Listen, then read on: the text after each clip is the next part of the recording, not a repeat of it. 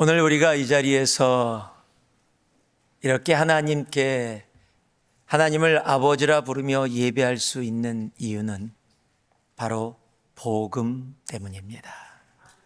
복음이 오늘 우리를 이 자리에 있게 한 것입니다.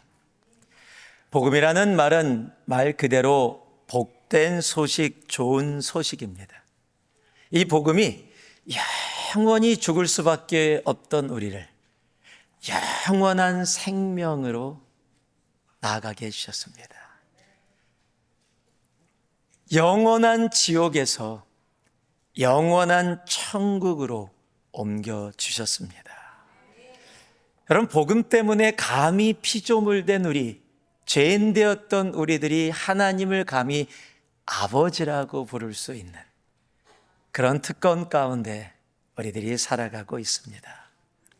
복음이 우리를 살렸습니다. 그런데 그 우리를 살린 복음을 우리는 참 어떨 때는 부담스러워합니다. 특별히 복음을 전하자라고 얘기하면 더 힘들어합니다. 복음 선포는 특정한 몇 사람이나 목사님, 선교사님이 하고 우리는 뒤에서 좀 기도로 물질로 도우면 된다라고 생각하기도 합니다. 근데 여러분 아세요? 성경이 뭐라고 얘기하고 있는지요? 마가복음 16장 15절을 보니까 이렇게 얘기합니다. 또 이르시되 너희는 온 천하에 다니며 만민에게 복음을 전파하라. 아멘이 작죠, 이렇게? 너희는 온 천하에 다니며 온 세계에 다니며 모든 사람들에게 복음을 전파하라. 여러분, 이 지역뿐만 아니라 세상 끝까지. 그래서 저희가요, 이 말씀에 순종하고 인도로, 캄보디아로, 멕시코로, 일본으로, 이라크로, 터키로, 브라질로, 아마존으로 여러분 복음 들고 나아가는 겁니다. 예수님이 이 땅에 계실 때에도 그가 각 성읍과 도시를 두루 다니시며 하나님의 복음을 선포하셨습니다. 오늘 예수님은요, 이 본문에서 보니까 자신이 복음을 전하게 되어지면 생명의 위협을 받는 것을 알고 계셨습니다.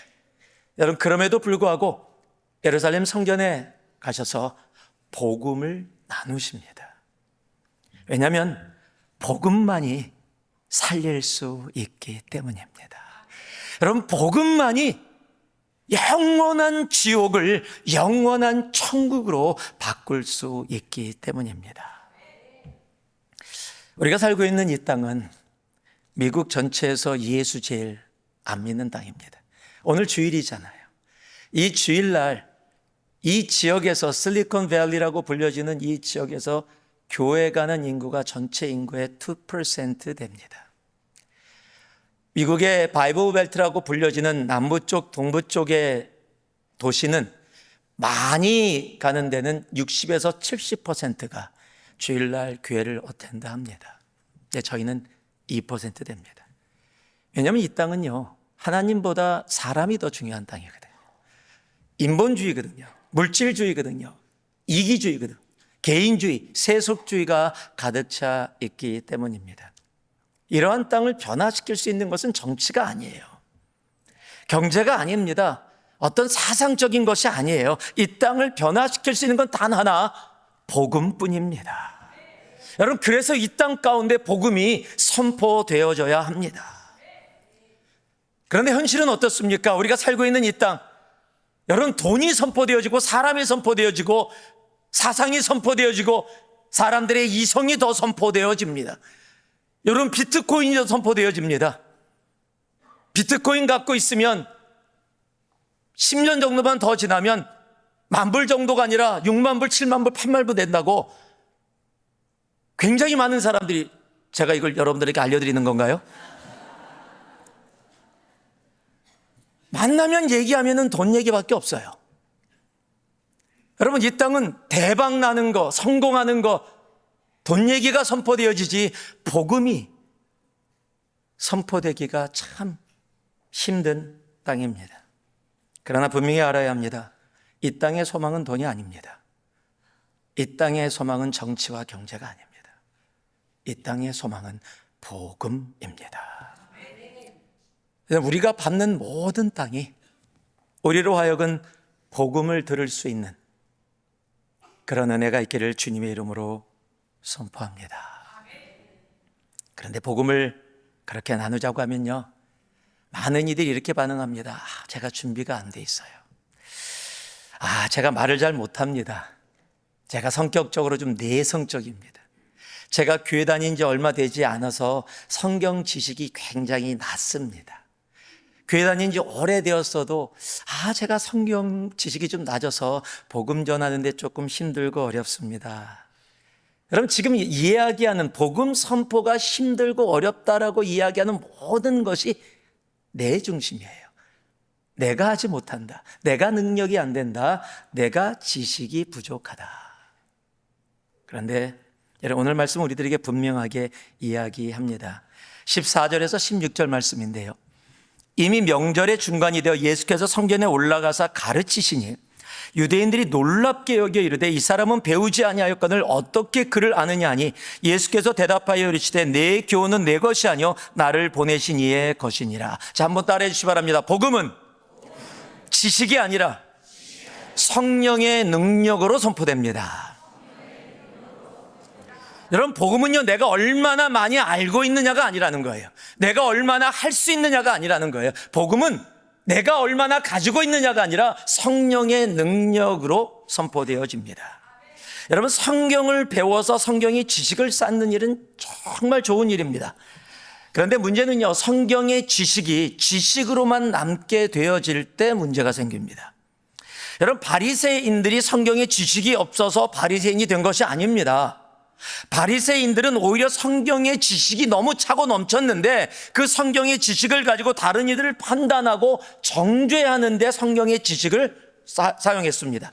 그랬기 때문에 예수님께서 그들을 향해서 독사의 자식아 회칠한 무덤아라고 불려지는 그런 존재가 되어졌던 겁니다.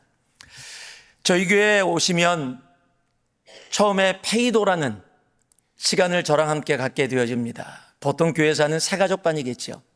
근데 교회를 소개하는 것보다 말씀의 기본을 함께 나누게 됩니다. 그리고 그것이 끝나면 기노스코반이라는 곳에서 10주 동안 또 말씀을 배우게 되고, 그것이 끝나면 매년 디사이플 둘로스 포이맨으로 1년의 제자 훈련 과정이 있습니다. 제가 제자반을 시작하면서 꼭 이야기하는 것이 있습니다. 우리가 성경을 배웁니다. 지금까지 배우지 않았던 방법으로 성경을 배워서 너무너무 좋을 겁니다. 정말 귀한 성경의 내용들이 우리들이 삶에 들어오게 될 겁니다.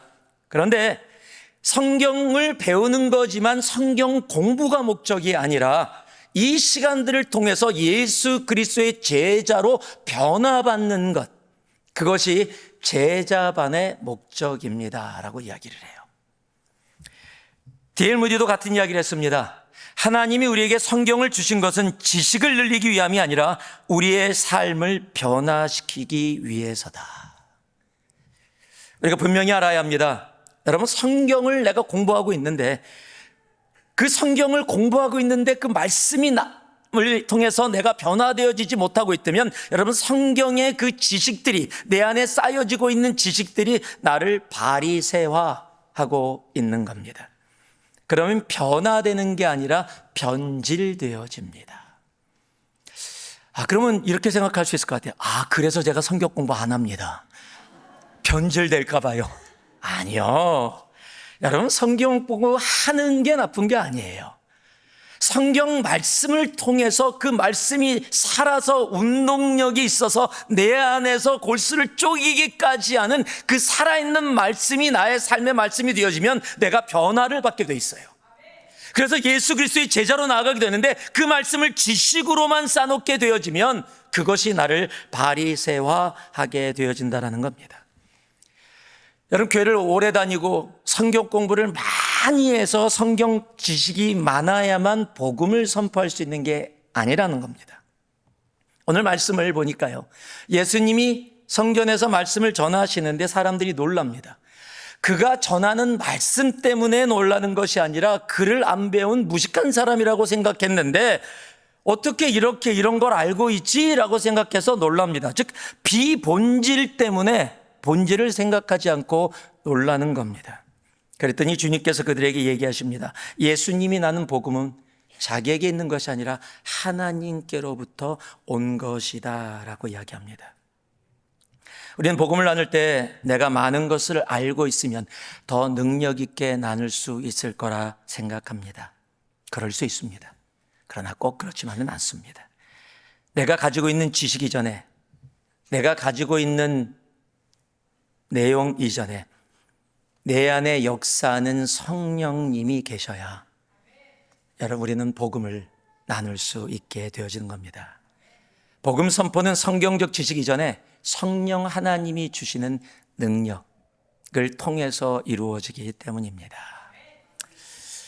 1985년에 웨스트 연구소라는 곳이 있었습니다. 그곳에 물질적인 지원을 받아서 로버트 펑크, 존 도미니크 크로산이라는 두 신학자를 중심으로 30여 명의 진보 신학자들, 리버럴 신학자들이 모여서 성경을 연구하기 시작합니다.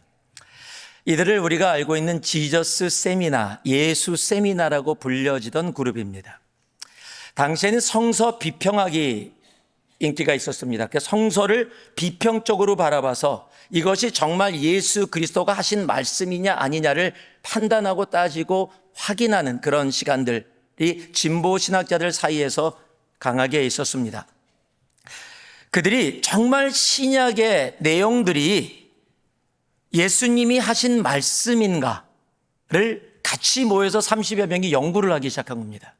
그리고 어떻게 결정을 했냐면요, 이것이 분명히 예수님이 하신 말씀이다 라고 결정되면 빨간 구슬을 던집니다.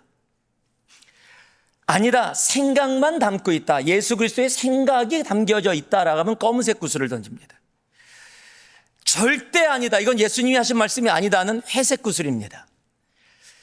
예수님이 하신 말씀일 가능성이 있다라고 하면 분홍색입니다.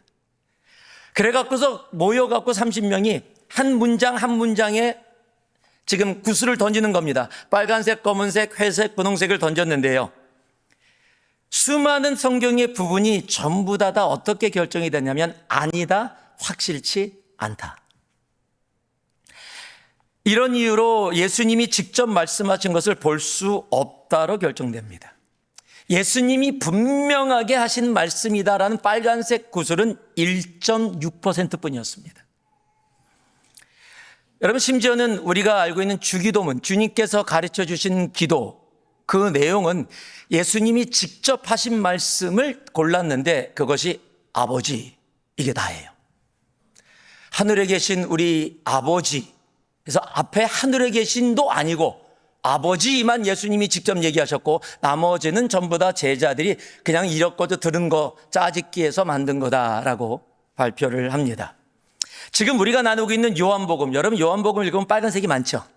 이 빨간색이 전부 다 예수님이 말씀하셨다라는 의도로 쭉 적혀서 우리에게 왔는데 요한복음에는 예수님이 직접 하신 말씀이 하나도 없다가 결론이었어요. 그럼 이거 뭐 우리 왜 하고 있어요 이거 지금? 요한복음만 이렇게 찢어서 버려야 하잖아요. 예전에 그 결과를 가지고요, 교회들이 그렇게 그 결과를 받아들였었습니다. 그리고 그런 결과를 받아들여서 나는 더 세련된, 성경을 제대로 알고 있는, 이성적으로 다 연구하고 파악한, 그래서 예수님이 하신 말씀이 아닌 것은 필요 없다라고 그렇게 이야기하며 찢어버리며 나아갔던 많은 교회들이 지금 사라지거나 지금 많은 사람들의 성도들이 줄어들고 있습니다.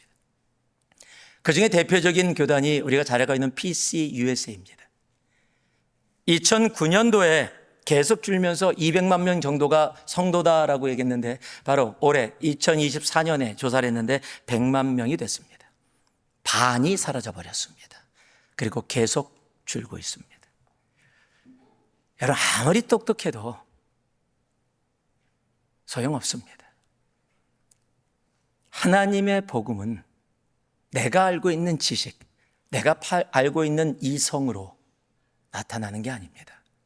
하나님의 복음은 성령의 능력으로만 나타납니다.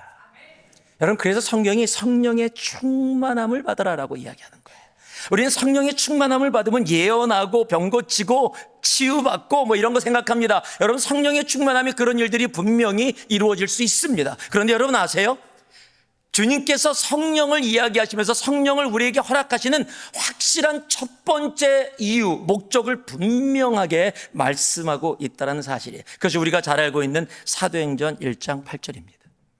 같이 한번 읽어보겠습니다. 사도행전 1장 8절 함께 합니다. 시작. 오직 성령이 너희에게 임하시면 너희가 권능을 받고 예루살렘과 온 유대와 사마리아 땅끝까지 이르러 내 증인이 되리라 하시니라. 오직 성령이 임하시면 우리에게 권능이 임하는데 그 권능을 어디에 쓰는 거라고요? 땅끝까지 이르러 하나님의 복음을 선포하는 일, 그것이 성령이 우리들에게 임하신 가장 첫 번째 이유며 목적이다라고 분명히 말씀하고 있는 거예요. 여러분, 내가 복음을 선포하고 복음을 전하지 못하는 이유는요, 다른 이유가 아니에요. 내가 하나님의 성령의 충만함, 성령으로 살지 않고 머리로 살고 지식으로 살고 내가 그동안 살아왔던 종교적인 경험으로 살고 있기에 하나님의 복음 전하는 것이 힘들고 어렵다고 느껴지는 거예요. 여러분, 성령의 충만함, 성령의 능력으로 나아가면 여러분, 하나님의 복음은 내게 성령이 임하시고 권능이, 성령의 권능이 내 안에 거한다면 우리는 자연적으로 자원해서 복음을 들고 나아가게 되어지는 거예요. 저희들이 브라질 선교를 갔을 때 정말 놀라운 은혜들을 경험했습니다. 보통 선교를 가면 저희들이 아이들 사역, BBS 사역을 주대 사역으로 하고 그걸 통해서 아이들에게 복음을 전합니다. 그리고 의료 선교 또는 신방 선교, 그리고 노방 전도, 즉 길거리에서 복음을 전하는 일을 조금 해왔습니다. 그런데 올해 캄보디아 때부터 분위기가 확 바뀌어 버렸어요. 복음 전도가 거의 주가 됐습니다. 아이들 사역도 하고 모든 사역을 하면서도 시간만 나면 복음 전도하러 가자는 거예요. 저희들이 마지막 날 좀 쉬면서 땅밟기를 하면서 돌아보는 시간이 있는데 제가 땅밟기를 했다고 욕을 엄청 먹었어요. 그 시간에 복음을 전하지. 예, 사람들이요 완전히 바뀌어버렸어요. 선교하고 좀 쉬자 그러는데 목사가 쉬자 그런다고. 복음 전해야 되는데. 여러분, 정말로 놀라운 경험들. 그래서 복음을요 시간만 되면 복음 전했습니다. 복음을 전하면서 나아가고 막 너무 더운데도 나아가고요. 그런데 이번에 EM권에서 조인한 청년이, 갓 대학교를 졸업한 청년이 한 명 있었습니다. 저희 교회를 온 지도 얼마 되지 않았고 교회도 뭐 신앙은 있었지만 그렇게 깊게 임박하지 않아서 단기 선교라는 걸 처음 갔습니다. 그리고 전도는 태어나서 해본 적도 없고 할 생각도 없었습니다. 그런데 성도들이 팀을 이뤄서 같이 선교팀들이 막 노방 전도하는 걸 보면서 자기는 못한다고 맨 처음에 그랬는데, 그래서 뒤에서 기도하는 사람으로 세워놨는데 막 형제자매 전도하는 걸 보더니 한 형제한테 오더니 Brother, can I do it? 자기도 하겠다는 거예요. 그래서 기도를 해주고 나가서 복음을 전하겠는데 태어나서 처음 복음을 전하는데 예수를 영접해요. 그 놀라운 소식을 들으면서요, 그 형제가 하나님이 부르시면 자신은 평생을 주님을 위해 살겠다고 헌신을 합니다. 여러분, 놀라운 일들이 이루어져요. 노방전들을 보내면서 제가 의도적으로 안 쫓아가고 성도님들만 보냈어요. 한번 성도님들, 목사가 시키는 일뿐만 아니라 성도님들이 알아서 좀 하는 부분들. 조그만 공원을 갔는데 사람들이 많이 있었던 거예요. 그곳에서 태권도도 하고요. 이 태권도 하는 사람들이요, 태어나서 태권도 처음 한 사람들입니다. 근데 태권도복 입히고 그냥 해요, 그냥. 예. 근데 여러 번 하니까 좀 폼이 나와요. 예. 그리고 그곳에 가서 댄스도 치고, 그 다음에 드라마도 하고, 그리고 한 지체가 앞에 나와서 복음을 제시했습니다. 그런데 거기 제가 리더로 세웠던 한 형제가 그 지체한테 가서 우리 한번 구원의 초청을 해보자. 근데 이 지체가 당황을 한 거예요. 자기가 목사도 아니고 전도사도 아니고 한 번도 그렇게 해본 적도 없고 개인 복음은 전해본 적이 있었지만 지금 공중장소에 사람들이 많이 모여 있는데 그곳에서 예수 믿을 사람 앞으로 나오십시오. 이게 쉬운 일이 아니거든요. 한 번도 해본 적이 없는데 그 형제랑 얘기되면서 기도 가운데 이야기를 합니다. 오늘 이 자리에서 예수를 처음으로 영접한 사람들 계시다면 손을 들고 앞으로 나와달라고. 30여 명이 넘는 사람들이 울면서 앞으로 나왔습니다. 그 얘기를 한 지체도 놀랬고요. 그들을 위해서 손을 얹고 기도하면서 눈물바다가 됐어요. 하나님께서 하시는 일. 여러분, 지식이 아니에요. 내 힘이 아닙니다. 성령께서 하시는 거예요.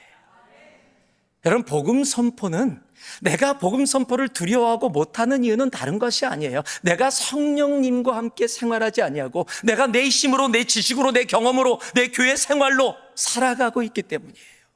여러분, 오늘 나의 교회 생활 다 내려놓으세요. 내 지식 다 내려놓으세요. 그리고 단 하나만 구하세요. 성령 하나님 내 속에서 역사하여 주셔서 성령의 권능을 더하여 주시고 그 성령의 권능으로 하나님 내가 밟는 땅마다 복음이 선포되게 하여 주시옵소서.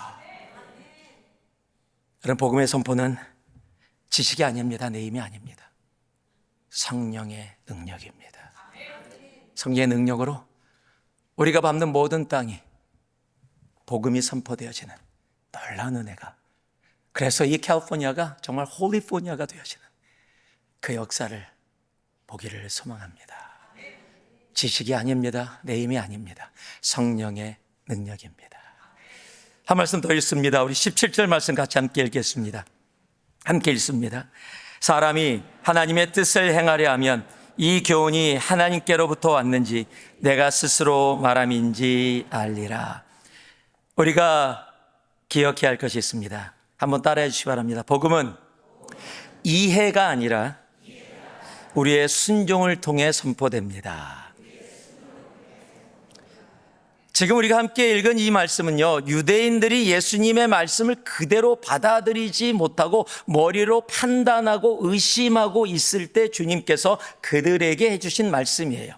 이 말씀의 내용은요, 주님의 복음이 진정한 복음으로 그들의 삶에 나타나거나 선포되기 위해서는 하나님의 뜻을 행하려고 하는 마음, 즉 순종의 마음이 있어야 복음이 나타나고 복음이 선포되어짐을 분명하게 말씀하고 있는 겁니다.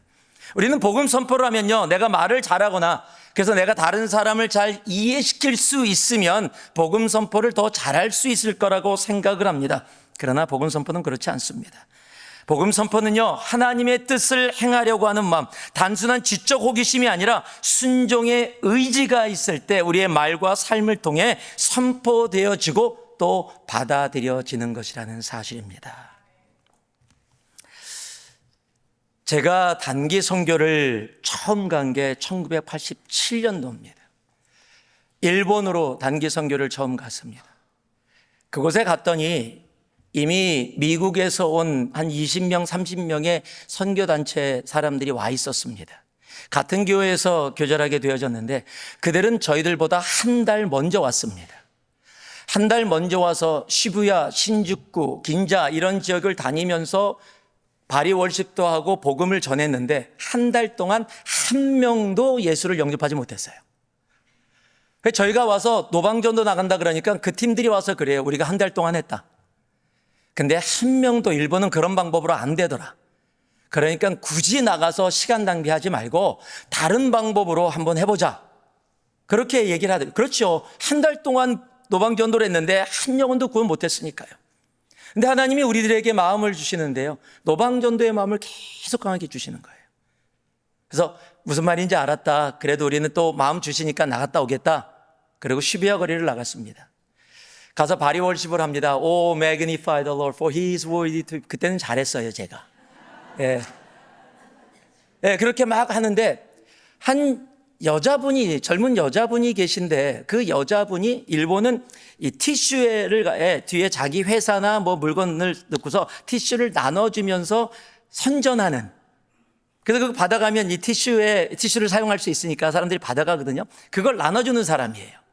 그런데 우리가 바리월십을 하는 모습을 보는데 제가 맨 오른쪽에 있었는데 제 귀에 들린 거예요.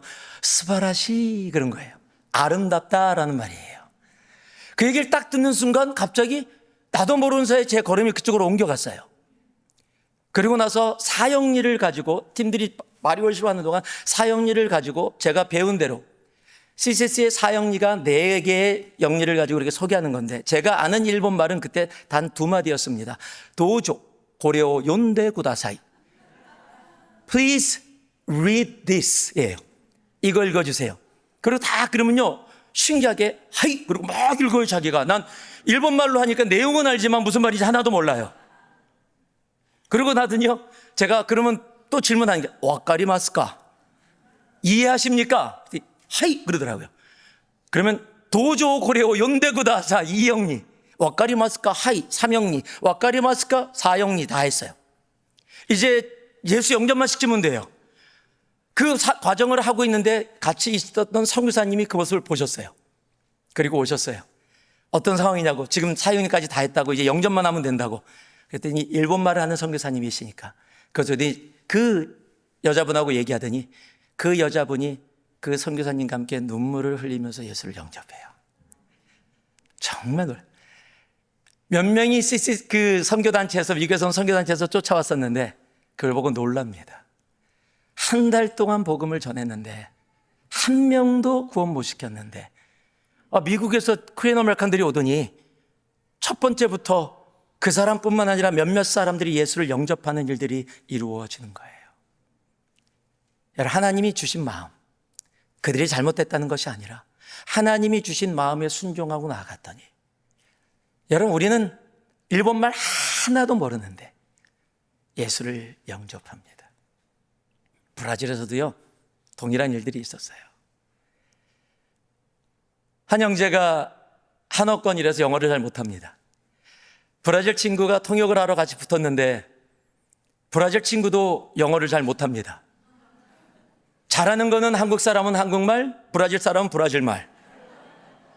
영어는 서로 무슨 말 하든지 서로 잘 이해하지 못하는 상황.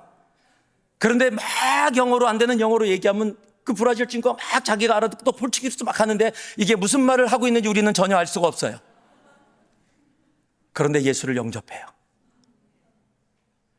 여러분, 연세 드신 우리 성도님들 함께 갔는데요, 그냥 복음 팔찌 들고 나가서 그냥 막 하세요. 저게 되나? 근데 되더라고요. 브라질 말을 한마디도 못하는데 그 사람이 예수를 영접해요. 그리고 교회를 와요. 여러분, 한 가정은요, 그렇게 예수를 영접하고 우리가 저기 연합으로 예배 드리고 있을 때 왔는데, 어렸을 때 교회 다니다가 정말로 오래간만에 다시 회복하고 교회를 나오는, 몇십 년 만에 나오는 친구인데, 예배당 들어오기 전에 예배당 앞에서 무릎을 꿇고 눈물로 기도를 해요.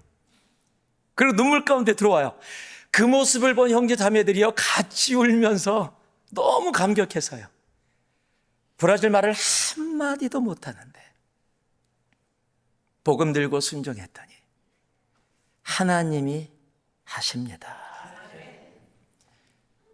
여러분, 복음은요, 내가 무엇을 이해시키고 내가 말을 잘하고 잘남으로 이루어지는 게 아니에요. 그냥 복음 들고 순종하면 되는 거예요. 사도행전 5장에 보면요, 복음을 전하다가 옥에 갇힌 예수님의 제자들의 모습이 나타납니다. 사도들을 잡아다가 옥에 가두었더니, 복음 전한다고 옥에 가둔 겁니다. 주의 사자가 밤에 옥문을 열고 끌어내어 이르되, 가서 성전에 서서 이 생명의 말씀을 다 백성에게 말하라. 지금 복음 전하다가 잡혀서 감옥에 온 거예요. 그런데 하나님 여기서 풀어주옵소서 기도했는지 모르겠어요. 근데 주의 사자가 와서 풀어줬어요. 그럼 보통 여러분, 우리 뭘 상상해요? 이 정도 했으니까 좀, 빨리 숨어라, 좀 쉬어라, 복음 전하다가 이런 역경 당했는데 좀 쉬어라 라고 얘기하는 것이 보통 사람들이 생각하는 모습일 거예요. 그런데 지금 성령님이 뭐라고 얘기하고 있어요? 좀 쉬어라 라고 얘기 안 합니다. 금방 감옥에서 풀어주더니 다시 복음 전하래요. 성전에 가서 복음 다시 전하래요. 금방 복음 전하다가 감옥 왔는데 또 성전에 가서 복음을 전하래요. 여러분, 이런 상황에서 순종하실 수 있어요? 복음 전하다가 역경당하고 돈 손해보고 힘들어지고 어려워졌는데 하나님이 또 나가래요. 하나님, 대충 합시다. 너무한 거 아닙니까? 우리 그렇게 얘기 안 할까요? 단기 성교 한 번 갔다 왔으면 됐지. 뭘 그렇게 여러 번 가느라고. 자녀도 돌봐야 되고 가족도 돌봐야 되고. 그렇습니까? 여러분, 가족 버리라는 얘기 아닙니다. 자녀 돌보지 말라는 거 아닙니다. 여러분, 성령 하나님이 말씀하시면 그 상황이 이해되지 않는다 할지라도 복음을 들고 나아가는 겁니다. 오늘 이 사도들이 나아갑니다. 21절을 보니까요, 그들이 듣고 새벽에 성전에 들어가서 바로 주저하지 않고 들어갑니다. 가르치더니 대제사장과 그와 함께 있는 사람들이 와서 공회와 이스라엘 족속의 원로들을 다 모으고 사람을 옥에 보내어 사도들을 다시 잡아오라라고 얘기합니다. 27절 29절을 보니까요, 결국 잡혀왔습니다. 다시 그들을 끌어다가 공회 앞에 세우니 대제사장이 물어 이르되 우리가 이 이름으로 그리스도의 이름으로 사람을 가르치지 말라고 언금하였으되 너희가 너희 가르침을 예루살렘에 가득하게 하니 이 사람의 피를 우리에게 돌리고자 함이로다. 베드로와 사도들이 대답하여 이르되 사람보다 하나님께 순종하는 것이 마땅하니라. 여러분, 순종하면 그 순종을 통해 하나님의 복음이 선포가 되어집니다. 복음은 내가 준비되고 내가 이해하고 내가 할 수 있을 때 하는 것이 아니라 복음은 때를 얻든지 못 얻든지 매 순간 순종하는 영혼들을 통해 하나님의 복음을 이 땅에 선포케 하십니다. 말씀을 마무리하겠습니다. 제가 안식월을 할 때 가장 기억나는 곳이 한 곳이 있다면 강원도 산골입니다. 아는 분이 그곳에 부모님 어렸을 때 그곳에서 자랐어요. 초등학교에서 중학교를 갈 때 2시간을 걸어서 산을 넘어서 가야 되는 그런 동네였습니다. 지금도 하루에 한 번만 버스가 들어오는 곳입니다. 그 집에 가서 나와서 주위를 돌아보면 사방팔방이 산이에요. 그리고 다 나무예요. 저는 그런 곳을 처음 갔습니다. 사모하고. 그곳에 가서 너무너무 좋았어요. 사람들이 어디 갔다 왔냐 그래서 제가 그곳에 그 도시 이름을 잊어버려 갖고 사모하고 저하고 우리가 그게 횡령이라는 곳에서 가깝다고 그랬더니 한국에서 횡령이라는 도시가 한국에 있네요. 횡령? 그래서 횡령 맞을 텐데 그랬더니 혹시 횡성 아니니? 횡성이더라고요. 근데 태어나서 처음 가봤어요. 횡성이 소가 유명한 곳이라고. 그런데 처음 가봤기 때문에 횡은 기억이 나는데 횡령이라고 기억을 했던 거예요.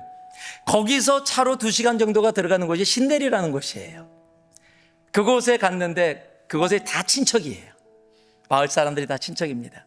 아시는 분하고 그곳에 가서 그분이 한 분을 지나가다가 만나서 인사를 드렸는데 그분만 인사하고 들어가면 안 돼요. 그럼 어르신들이 누구 집 자식이 왔는데 누구네 가서는 인사했는데 우리 집에는 와서 인사 안 했더라. 이러면 굉장히 힘들어진대요. 그래서 한 분을 인사하고 온 동네를 돌면서 다 인사를 해야 되는 거예요. 다 연결된 친척들이라서. 저희는 그분을 따라갔기 때문에 그분 뒤에서 쩔쩔쩔 같이 그냥 다닐 수밖에 없었어요. 그러다가 한 할머니를 만났습니다. 반일을 하고 있는 할머니를 만나서 인사를 하시더라고요. 막 인사를 나누시고 있는데 사모하고 저에게 마음을 주세요. 이분에게 복음을 나누라는 거예요. 그래서 여기까지 와서 지금 횡령이든 횡성이든 지금 쉬러 왔는데 무슨 복음을, 근데 하나님이 너무 강하게 마음을 하세요. 그래서 할머니에게 복음을 전했습니다. 그런데 그 할머니가 예수를 영접하셨어요. 얼마나 감사한지. 이야기를 나누다 보니까 그 할머니가 그러세요. 우리 며느리가 맨날 얘기하던 게 이거래요.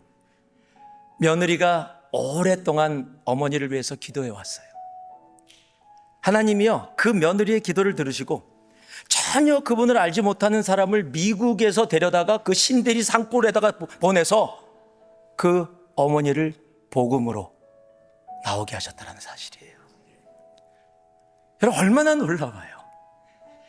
그분 알지도 못하는데 제 인생에 존재도 안 하던 분인데 한 사람의 기도가 오랫동안 쌓이니까 전혀 알지 못하던 미국에서 그곳에 갈 계획도 없었는데 하나님이 다 만드셔서 그곳에 가서 그분 만나게 하고 그분에게 복음 전하게 하고 영원한 생명의 자리로 나오게 하는, 여러분, 우리 하나님은요, 순종하는 사람들을 통해 성령의 능력으로 이 땅에 복음이 선포되게 하십니다. 지식이 아닙니다. 말잘함이 아닙니다. 내 능력이 아닙니다. 이해되는 것이 아닙니다. 성령의 능력입니다. 그리고 우리의 순종입니다. 우리가 밟는 모든 땅이 정말 복음이 선포되어지는, 우리를 통해 우리의 가정이, 우리의 회사가, 우리의 일터가, 이 실리콘밸리가 복음으로 가득 차는 놀라운 그날을 우리가 보기를 소망합니다. 복음은 선포되어져야 합니다. 기도하겠습니다. 사랑의 아버지 하나님, 주님의 복음만이 우리를 통해 성령님의 능력을 통해, 그리고 하나님 우리의 순종을 통해 이 땅 가운데 선포되어지게 하여 주시옵소서. 그로 인해 주님의 이름만 높임을 받으옵소서. 예수님 이름으로 기도합니다. 아멘.